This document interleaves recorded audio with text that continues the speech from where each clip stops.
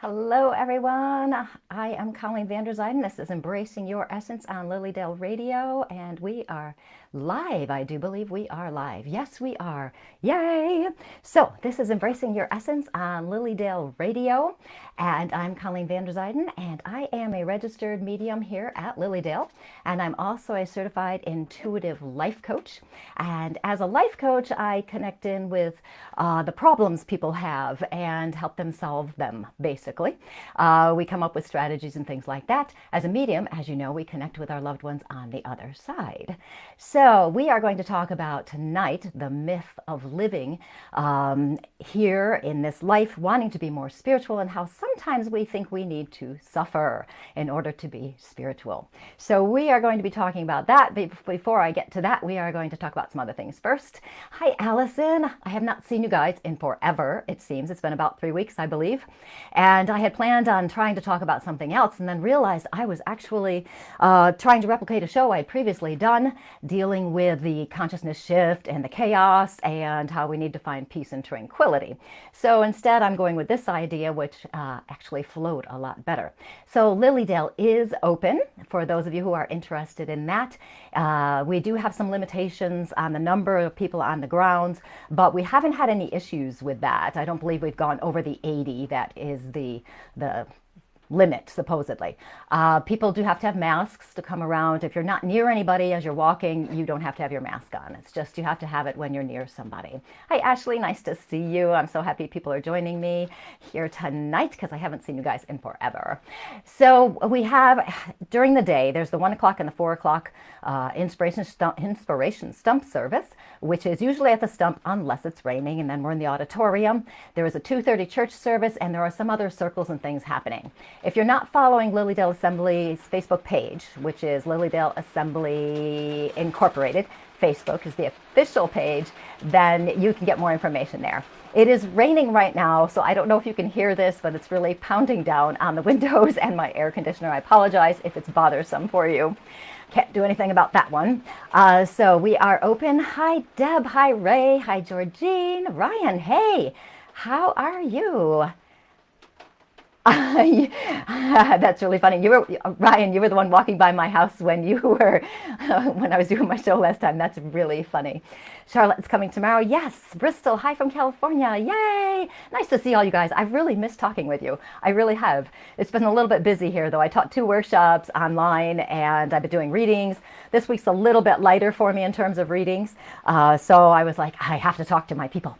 So tonight, feel free, of course, to ask questions. I am going to be talking about the myth of suffering for spirituality, and it does tie in. You know, I have a story about that, right?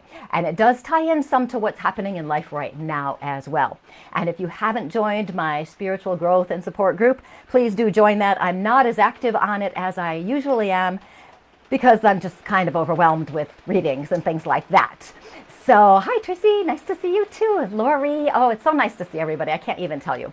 So we are going to, like I said, did I tell you everything? I think so. You can connect with me at ColleenVanderzijden.com, psychicmediumcolleen.com. Quick link, follow me on Facebook if you haven't yet, Colleen Vanderzijden, medium and intuitive life coach. So we are going to talk about this myth of suffering for spirituality. So many of us have this belief that we have to suffer in some way, that there's this painful price we have to pay to be spiritual. And I'm sorry, I'm just laughing because the rain is so hard and so loud. And so I'm really hoping it's not bothering you. I'm glad to see you all. Nice to see you, Barb. Yay. So what was happening? What happened that made me want to talk about this is I was doing a meditation. And in my meditation, I wanted to feel the God energy. Fully, completely, totally be immersed in it. I wanted to really feel it. And I said to myself, this is what I want more than anything in the world. This is what I want. And immediately my brain went to, I hope somebody doesn't have to die. And I thought, what was that? Why would I say that I want to be in this meditation, and immediately go to, I hope somebody doesn't have to die so I can get there. And I thought, oh my goodness, this is something. And I noticed it, thank goodness. And I immediately heard, yet further, there is no trade. There is no trade. Right there, I realized what had been happening. Somewhere deep inside of me, I had believed and may still do to some point, I don't know yet, may have believed that to get what I want, I had to lose something. Do you ever think about that? That you have to lose something to get what you want? That there's a price you have to pay? Hi, Evie. Hi, Cheryl. Nice to see you. Darlene. Yay. Tammy. How exciting. So with this, where we feel like we have to lose something, give something up to get what we want, that's really a false limiting belief that's been conditioned from something in the past. Now, I grew up in a traditional Christian religion, and I went to Sunday school and all of that. And some of the nuns there were a little bit Old Testament, some of the scary stories in the Old Testament. And talking about, if you don't do this, you're going to go to hell, you don't do that, all this stuff. So I have picked up along my life, apparently today, learning today that this is what's happened, that there is that price that has to be paid. I've been conditioned from those church experiences and probably other things. And when we have to pay, and we do have to pay, don't we, in some ways, because we pay for everything in one way or another. But the problem here is when it's a painful paying, where we feel like it has to be a painful thing. My idea that I want to be totally immersed in the God energy immediately took me to, geez, I hope I don't die. I hope somebody else doesn't die so I can do it. I had this trading idea in my head. And with that, it's based on this fear of loss, or we believe that there is no abundance. There's not enough abundance for everybody. And I realized so many of us, because if I'm believing this, and you know me, I'm teaching people you're limitless, you've got so much abundance, you can do whatever you want. And here I'm going, and I'm catching myself, right? And I love to share my problems with you. And so here I'm noticing this, and it affects us in so many different ways. So we are going to talk a little bit about some ideas, some misperceptions we might have that we may not realize are symbolic of this belief that we have to pay and it has to be painful. I had no idea. Like I said, I had this unaware belief. No idea at all. It was beautiful insight, and it really got me thinking. And just the awareness of that, I tried to go back into that meditation, and I did get back in a little bit, and I could feel the energy coming in. But then it kind of stopped, and I realized I needed to work on that idea a little bit more. Georgina say, the nuns almost like to put that fear out there to us. They really did, didn't they? They were old-fashioned nuns back when I was growing up. I'm assuming they're different now. I don't really know any nuns right now. So it's so interesting. But when I started to really think about this idea, memories started to come back. And one of them was my brother died when I was about 26. He was 16. And I remember clearly thinking after he died, oh, good. We've had the bad thing. Now we're safe. Nothing else is going to happen. So in my mind, even then, well, probably even stronger then, right? I believed there had to be a trade. We had this big loss. So now we were safe for a little bit. We paid the price with the pain. So now we don't have to worry anymore. Isn't that interesting? It also goes with something I say with my daughter so frequently. When you have something bad happen, it could be, an acquaintance passes, or your car gets wrecked and you need to get a new car. And you say, I don't know if everybody does this, if it's just me and my family, I don't know. But we would say, oh, okay, we've had 2. We only have 1 more thing to go. And then we're covered. We're okay. Oh, yeah, we've got our 3 now. We had this, this, and this. We're good. Nothing else bad is going to happen. So we have this idea of the trade and the pain that has to go with it. This belief stops us from fully living. We are not fully experiencing the physical life. We are not living as our innate, natural, spiritual self. For me, of course, spiritual growth is primary importance for me. That's how I live. I want to be as spiritual as possible. From my perspectives, of course, do the right things, all of that. But when I understand that I have this limiting belief, then I have to figure out a way to let go of it. A way to understand that it's false, that it's limiting, that it's affected me in more ways than I can imagine. So think about this. You might intellectually understand that you're limitless, you have abundance, all of that stuff. You might understand it, but it could pop up when I talk about some more things. Ashley, yes, everything happens in 3s. Isn't that interesting? We have been so conditioned to believe so much. I think I could live to be 150 and still never figure out how I have been conditioned in so many different ways. Let's see, Ryan, in my personal experience, when you leave what's normal in quotes and you leave organized religion for spiritualism, you go through some suffering because you will lose relationships. That process in itself is painful. I am going to talk about that tonight, Ryan. I really am. Barb is asking, isn't that superstition? In a way it is, yes. It's also a coping mechanism where we're trying to reassure ourselves that we're not going to have more and more bad things coming at us, that it's just limited. It's really a misperception that we kind of play a game with ourselves so we feel better. That's really what we're doing. Isn't that crazy? But we all do it, don't we, in different ways? Hi, Larissa. Georgine, what does the 3 represent? I know the 3 is a very important number. It's a very important number in the Bible. There is from the traditional Christian religions, the Father, Son, and Holy Spirit, the triad there. And that's, I believe, where a lot of it comes from, is the emphasis on the number 3 being sacred in some way. I'm sure with a Google we can get into so much more with that. So let's think about some of these ideas I'm going to share with you, these misperceptions that are related to becoming more spiritual, but can apply to so many other things, not just being spiritual, but also being happy. Miss Lilydale, and seeing you there. Yes, I tell people now when people come, I'm having a lot of first timers for readings. I said, you picked an interesting time to come, but it's very quiet and very peaceful now because all our workshops are online. So people who are here are just wandering the grounds, maybe going to some stump services and getting readings. So it is very peaceful. If you're looking for a quiet place, this is it. You will not have to be in any crowds. It's nice to be here. Darlene, yes, prayers are said in 3s. Yes, there's so many things. So think about this one. When you were growing up or at some point in your life, did you ever hear about, a monk or a Buddhist or anybody going off and being in a cave and meditating for anywhere from, 3 months to 3 years or something like this? We go off and we meditate and we pick up this idea that to become spiritual, we have to spend time alone in meditation, in solitude. And what is it we're paying the price for there? We're giving up family. We're giving up friends. We're giving up our society, our community around us. We're giving up all of that and depriving ourselves in order to reach enlightenment. And there are many stories about that in all sorts of spiritual texts. And I know some people do this. I actually know somebody who did that, went away for 3 months, literally was in a cave, and got so many insights. So yes, it can be valuable.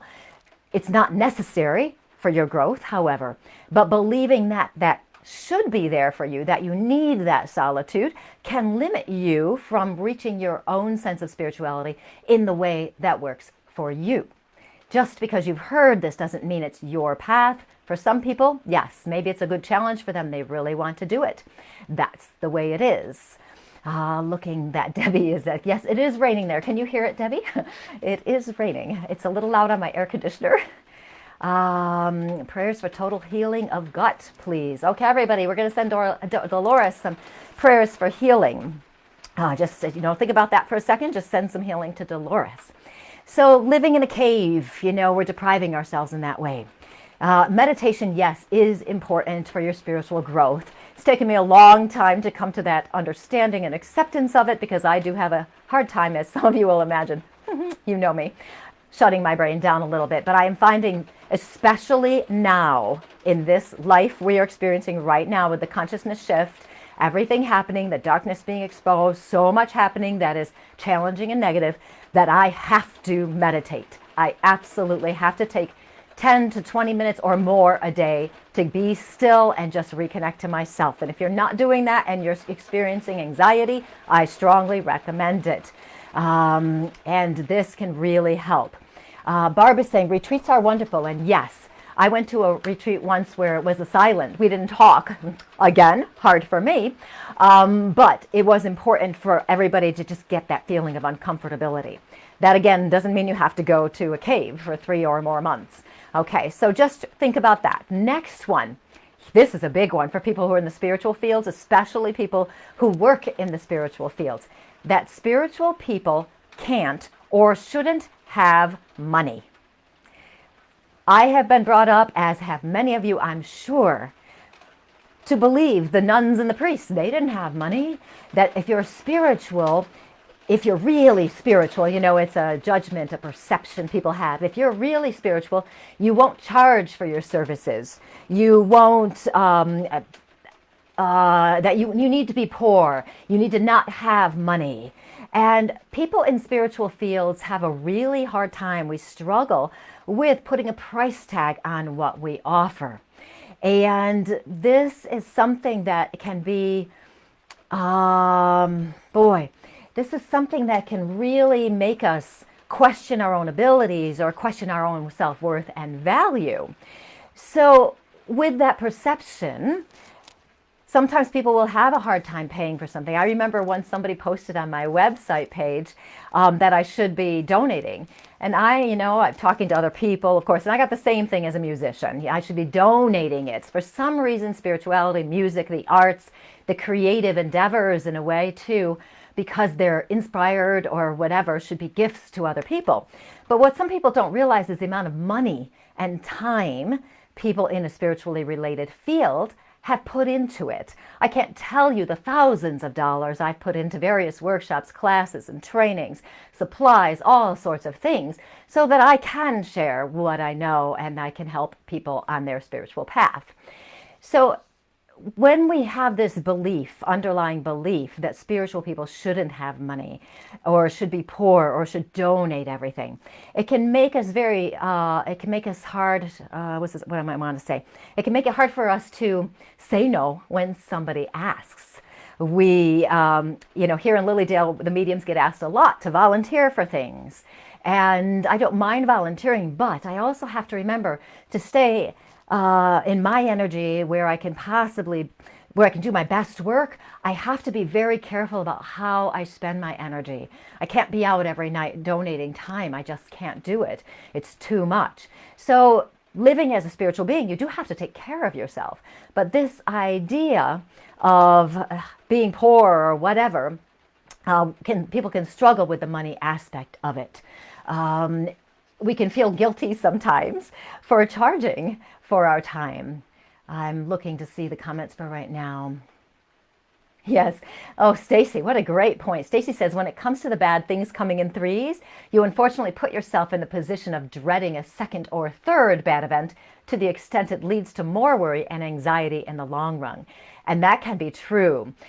When I do this with my daughter, it's usually we've had two things and we're like, uh-oh, or we've already had the three things, so we don't anticipate it. So that's good, because I'm glad I'm not creating more anxiety for myself. I don't need that. That wouldn't be good. Not here's another big one for spiritual people. And so much of this can be substituted with the word happy, not just spiritual, not just spiritual. Here's a big one. We have to be kind and caring. We have to sacrifice our needs to help others. We have this belief sometimes that spiritual people have to help, no matter at what cost to ourselves. Part of this is amplified because as spiritual people, we want to help. We really do. We want to help. And if we're not careful about our boundaries, we will overextend. We will be there for people. Okay, we can get these guilt trips going. People might try to give us the guilt trips as well. Well, you're a spiritual person. I don't understand why you're not rushing off to help that person. You really should be doing this. You really should be doing that. And so sometimes this moves us into a bit of a martyr energy, that we help, and then we become victims. It's like, oh, I'm helping all the time and I'm exhausted, and don't people see this? And we start to hold resentment towards other people. And we have to make sure we're protecting ourselves.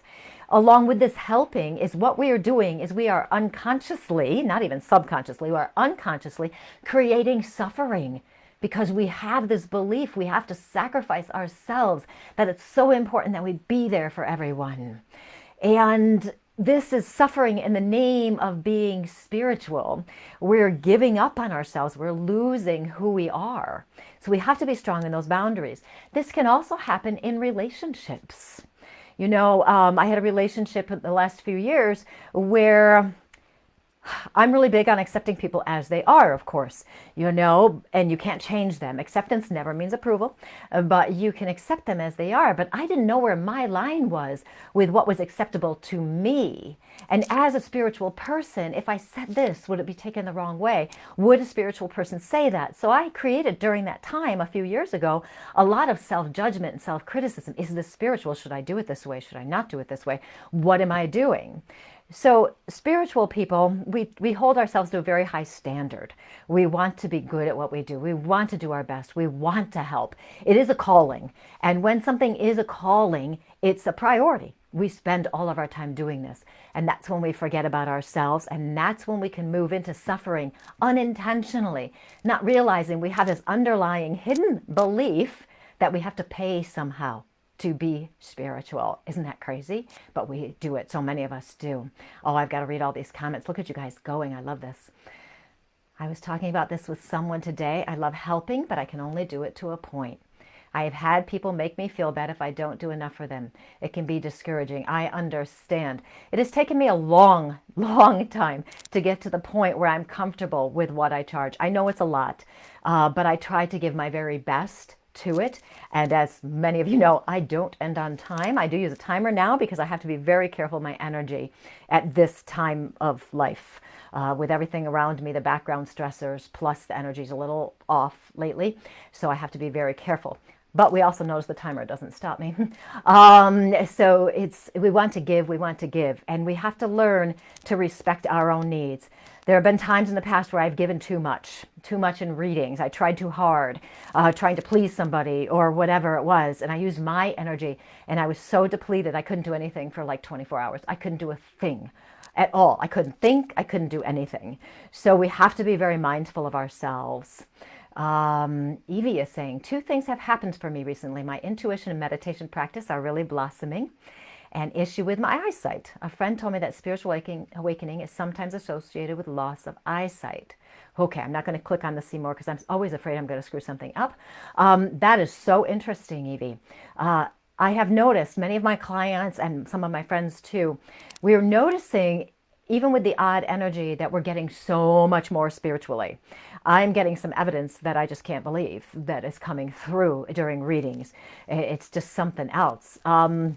And also, here's something for you, Evie. When I started doing a lot of healing work and really connecting, I would go deaf in my left ear.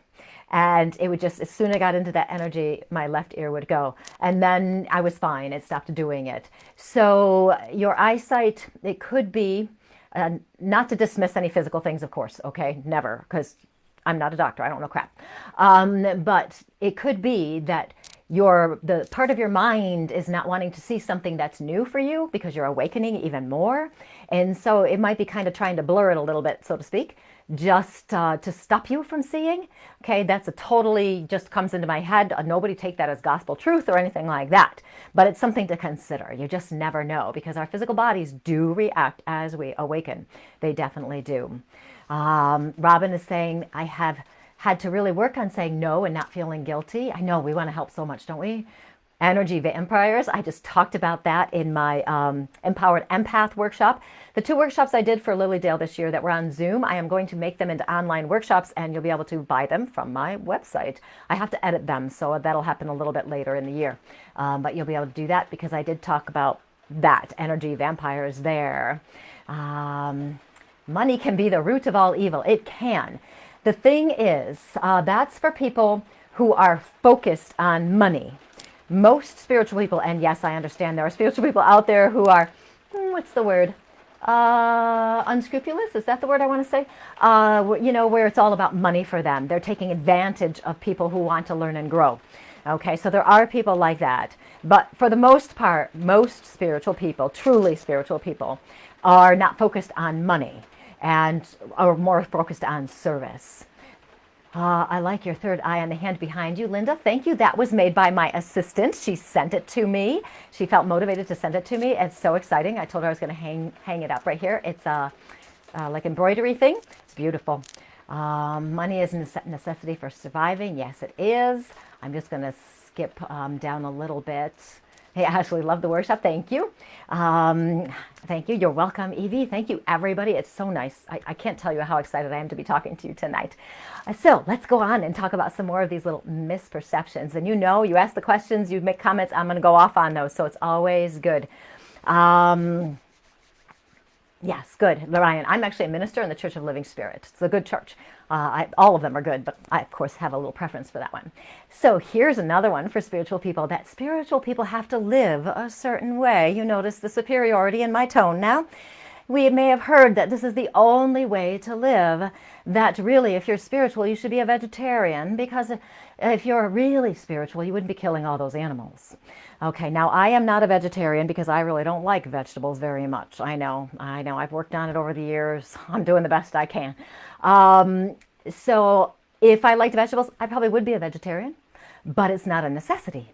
Another thing is sometimes people think spiritual people don't have any vices, that people don't drink or smoke or whatever, or swear, things like that. And we have these expectations of how people should be if they're spiritual.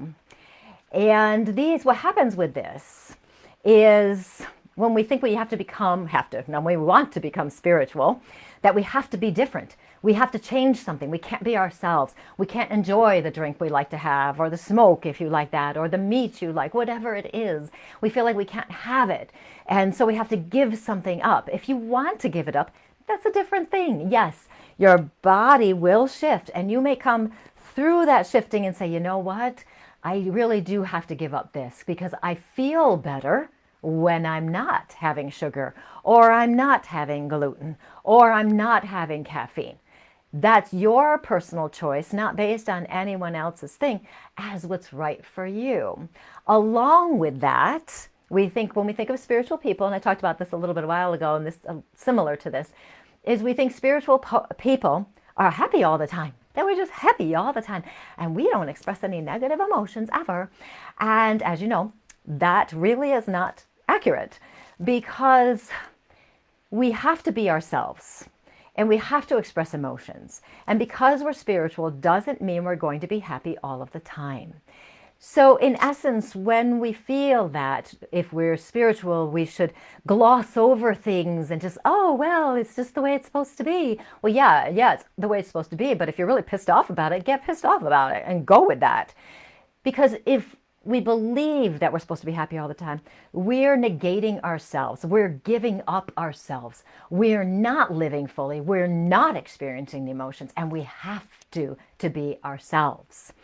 There apparently is this I don't even know what it is, a group or a movement I just heard about out there, where they basically do that. It's all the surfacey stuff. It's not getting into the depths of the shadows. We have to face ourselves. We have to look at the parts of ourselves we don't like, those shadow parts, the parts we deny, ignore, wish we didn't have, the parts that say we're mean sometimes, that we're hateful sometimes, we're horrible sometimes.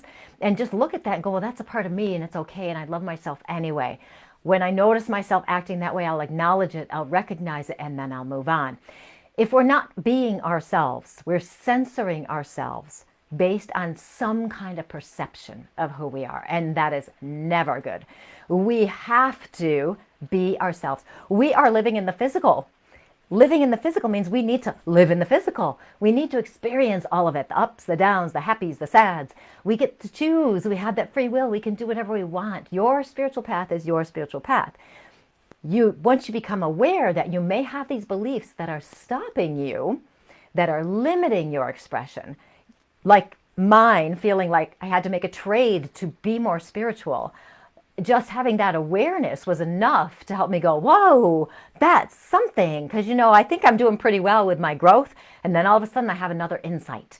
And when I have the insight, what do? I laugh. I'm like, yes, look at that. I have a belief that's holding me back. Whoa, what can I do with this?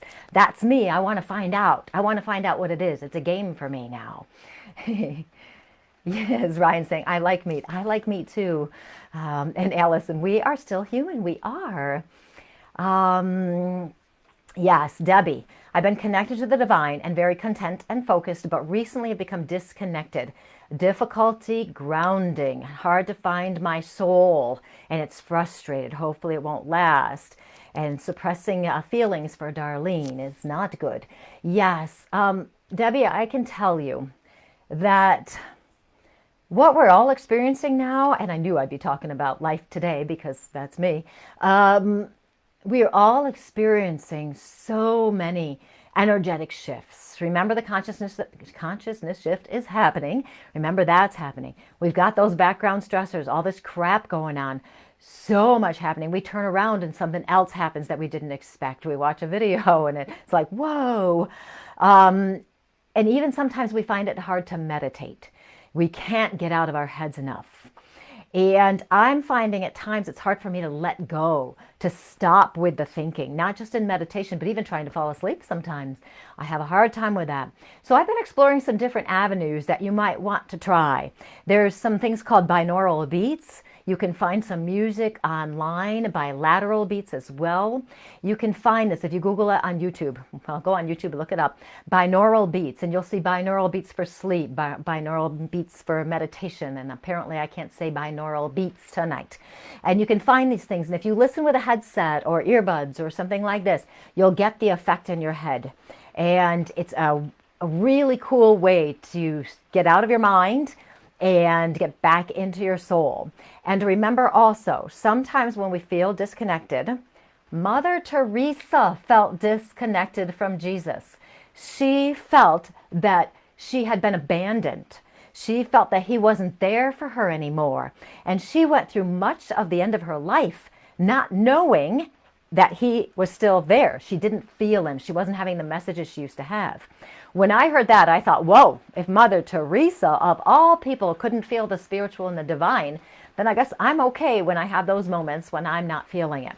But remember, sometimes when you're not feeling it, it's because the energy is inside so much. It's helping you catch up. Okay, it's just inside. It's going on inside. I call it an intermission, little catching up with yourself. So that could be happening as well. There's so much there. Shutting the mind off at night is hard. This too. And the thing is, we all have the good days where we feel inspired, motivated. And then we have the other days where we can't get going in the morning. We just can't. We can't get going. So yesterday it took me about 4 or 5 hours before I finally felt like myself again. It was really weird, but I'm learning that I have to just accept how I'm feeling. So on the days I feel great, I try to get a lot done. And the days I'm just like slow, I just go with it. Go, today, this is the day I'm just supposed to be resting and do whatever. Go find those pieces of music or something that help me get in there. So we've a little bit wandered away, but it's very important, I think, because some of these underlying fears that we have to pay a price does pertain to now as well. Because with that consciousness shift, we might feel like we're supposed to suffer in order to grow. That what's happening around us is painful. It is painful. It's emotionally draining. But that doesn't mean we have to suffer with it. Life has all sorts of problems in it, and that's how we do grow, because we can learn from our experiences, learn from everything. But that doesn't mean we have to suffer.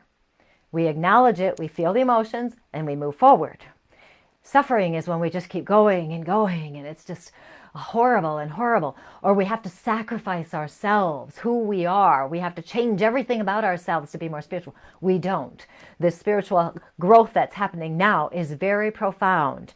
We take 5 steps forward and 10 steps back, and we just keep going forward and back and forward and back. And we got to cut ourselves a little break here with this and let ourselves relax. And just go, it's okay. The process is working. We don't have to control it. We don't have to fix it.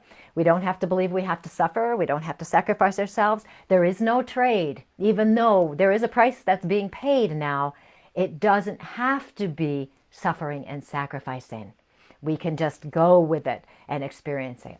Now, another thing we might do sometimes, one more thing, and then we'll talk about all sorts of other stuff. Spiritually awakening. Who knows how long I've talked? I talk a lot, don't I? But I haven't seen you in so long. Have you ever noticed sometimes when you're going through a rough time, you try to bargain with God? Okay, if you give me this, then I'll do that. You know, or somebody's sick in your family. Oh, please God, you know, if he comes through, I will give up smoking, or whatever it is that you want to bargain with. This is a sign that you believe you have to trade.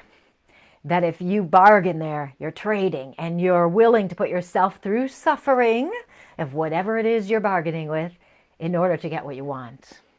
And so many of us will do this. So much of this comes from those old Bible stories and things that we were talking about, as you're growing up.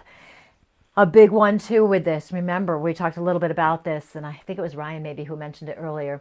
When we spiritually awaken, so many times people say, when you spiritually awaken, it's the death of your ego. Well, what does that do when somebody says it's going to be the death of your ego? It gets us scared. Our energy constricts because that means a death. We're going to die. And it's like, oh, what do you mean a death of my ego? Oh, I'm not going to be myself. I'm going to have to lose everything and everyone around me. I'm going to, we go into the negative what ifs and all of that. And this is scary for us when people say something like that. It's the death of who you used to be. It's just the word death is so dramatic when we go with that. We don't want to lose ourselves, and we think we have to lose in order to be spiritual. I'm not denying that sometimes we have shifts and we will lose people. But what's happening is we're growing out of them. We're not in that same vibration anymore. Or we may lose our job, for example, and that can cause suffering and some bad emotions and stuff. But it brings us and opens a doorway to something better. I can think back, and of course I'm sure many of you can as well, to think of some things that happened in the past that were challenging, negative, hard, but you might recognize it opened a doorway for you. And that out of that experience, you learned more about yourself. You became more spiritual. But you didn't stay in the suffering. You experienced the emotions and you moved on and you grew from it. So even with this awakening, losing pieces of yourselves, losing parts of you that are no longer valid for you. You don't need them anymore. You're releasing things. In this mind, our mind tricks us into believing that when we awaken or we're shifting or something's happening, that it's a bad thing, that we're going to have to lose all sorts of things. And even the bad stuff, sometimes we don't want to lose because we're comfortable there. We understand it. It's familiar. Being with what we know feels more comfortable than moving into the uncertainty of the unknown. It's more comfortable, so we can hold on to things and resist the release of things. If you've gone through an awakening, and I know many of you have, you definitely may lose parts of yourself that just don't work anymore. I can think of some of the things I lost. I'm pretty happy I lost them. I lost a lot of my stress. That was cool. And what we're doing is when we're awakening, we're releasing stuff and making space for the God energy, the divine energy to come in stronger and more completely. But with this awakening thing, with this perception that when you awaken, you're going to lose so much. And I have talked about that in the past, so I'm sorry if I've misled you along your path. But yes, these things will happen where things change. But it solidifies the idea that we have to lose something to become our best spiritual selves. So when we think about all this stuff, if you're open and willing to explore this thought, this possibility that there is something within you, that you may also share this belief that I apparently did, that there's an underlying sense that we have to trade, bargain, lose something to get something.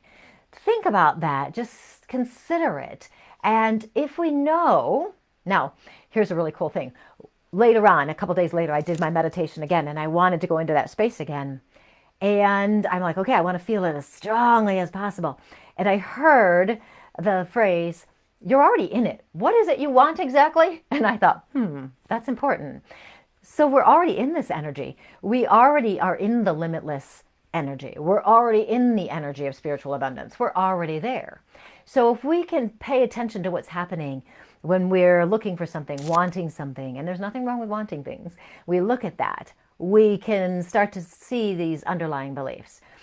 Life has pain and loss, yes, but we don't have to stay there suffering, even if your mind tells you you do. Robin, this pandemic and quarantine has honestly helped me grow. I have realized I have outgrown many people and things in these last few months, but I have found some wonderful blessings in this process. Yes. And people are having these experiences, where really cool things are happening. They might be finding people to be in a relationship with, even though we're in a pandemic. They might be realizing some of the people around them are holding them back from themselves. And some people are really enjoying this time of the quiet, the peace, the less busyness, not having to be with people you don't want to be with. So we have to remember what we're liking about this time and take it forward with us and somehow find out how we can integrate all of this in our lives. So we're having all this. When we're as that spiritual person and wanting to be there and feeling this idea that we shouldn't have pain or we shouldn't express ourselves and all this stuff, we can begin to release these ideas and realize we're here to live. We're just here to live. And if you want to be a spiritual person, you want to be your spiritual self, you want to be connected to God, spirit, the divine, universal energy, it's already there. You already have it. So as you start to look at some of these beliefs that might be in your way, just the awareness alone is enough to start transforming them. You don't have to do a lot. You just have to be aware of it. It's made a huge difference in my just recognizing this now. Then, with that comes the feeling to understand you don't have to give anything up because you're already you. Even though people say sometimes you should act a certain way, you should be a certain way, or even you may have those belief systems that are limiting you that you should be a certain way. Whenever you say, I should do this, or if I was spiritual, I should really do this, I should be meditating, I should be, eating better, I should be whatever, that's a sign to look and see what belief you've got that's telling you that. What is telling you should be doing this?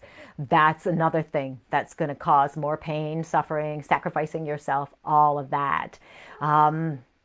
Let's see, finding new ways of enjoying life. Yes. So, it's so cool. You are already the love and the light. You are already in the soul of who you are. Your soul is connected to the spiritual, to the divine. What you're really doing as you're living now is you're rediscovering your innate spiritual nature. You're rediscovering who you already are. The only thing you have to give up, you don't have to give up anything else. You don't have to trade, you don't have to bargain, nothing. The only thing you have to give up is the fear that is influencing you. And all of these things come from a fear of this or that. Okay, my cat has just awakened from the perch in the window. So I must now let the cat out. Bye-bye, baby. See you later. And I have to shut the door so the other cat doesn't come in and jump up on the table because he will. So there was the cat moment. So if you believe you are love and your soul is love and your soul is part of the divine, there is never a need to trade. There is never a need to bargain. Nothing. Let's see. Allison, yes, I don't force myself to do things anymore. Here's a really cool strategy. I haven't talked about this in a long time, and I actually don't know if I've talked about it on this show or if it was my other show. A friend of mine, she says she only does things that are a 9 or a 10 out of a 10. So now you've got to look at the consequences of things, though. So a 9 or a 10. So say, let's talk about a dirty diaper. Say you need to change a dirty diaper. Obviously, changing a dirty diaper is a -10 on anybody's scale, and you don't want to do it. However, you change the dirty diaper because the baby needs to be clean. And you want the baby to be healthy and clean, and that's a 10 out of 10. So you change the diaper because it's a 10 out of 10. So if somebody asks you to do something, so they ask you to be on a board, for example, as I was, somebody tried to recruit me the other night, to be on a board for something, and you know that it's not in your best interest to do it, and you go, okay, is being on the board, how is that going to affect my energy? It's going to really deplete my energy. So that is not a 9 or a 10 out of a 10. And then I can go, well, I can also take it now. How much do I want to help? I really do want to help. But my boundary says no, because I know it will be too much. So that's a fun thing to play with. Just to kind of, do it with simple things first. Do I really want to eat this dinner? Is it a 10 out of 10 or a 9 out of 10? If it's like a 3 out of 10, geez, eat something else. And start getting that in your head of different ways you can do it. Let's see. Doris is asking about the power outages. Nothing here in Lilydale. We're good here, which is great. And Ryan is saying fear is the strongest emotion a human being has. I don't want to get into that too much, but I would say love is, but fear, because our mind naturally goes to the negative. We have a negativity bias in our mind. We look for fear, we look for danger. It's easier to go there.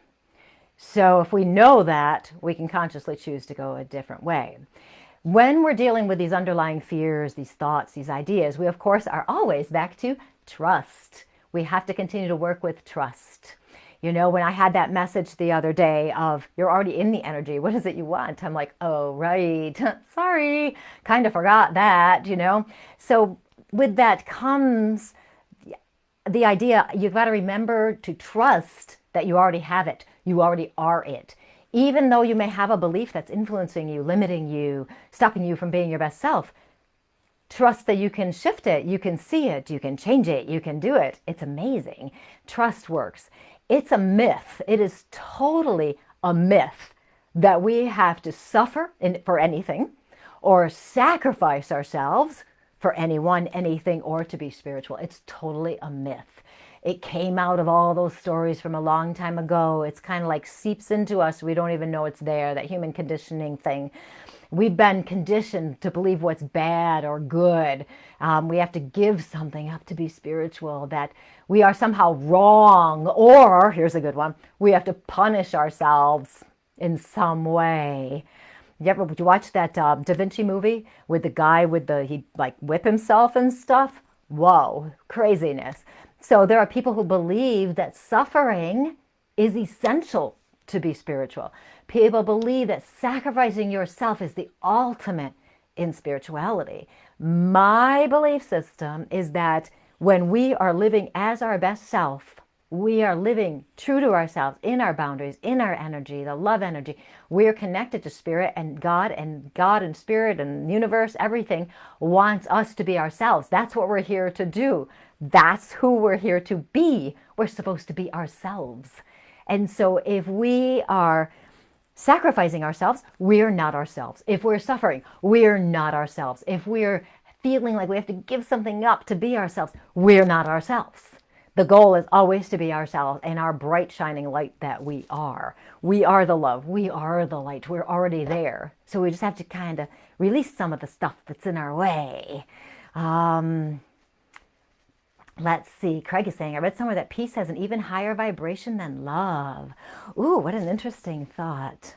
I would say that love and peace are, I guess how I look at it is love encompasses so many of those words.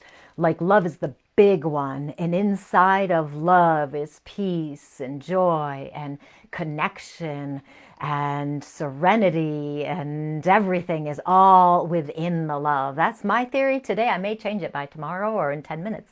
But yeah, but can you imagine? I mean, can you imagine? Let's just think about this for a second, then I probably could stop talking. Is if everybody, like everybody, everywhere, was living in love, being love, acting in love, aware, conscious. Now, granted, we're all not perfect in that way, that we're all going to do that all the time. But if we're intending to do that to the best of our abilities, that's good enough. We're going to take it.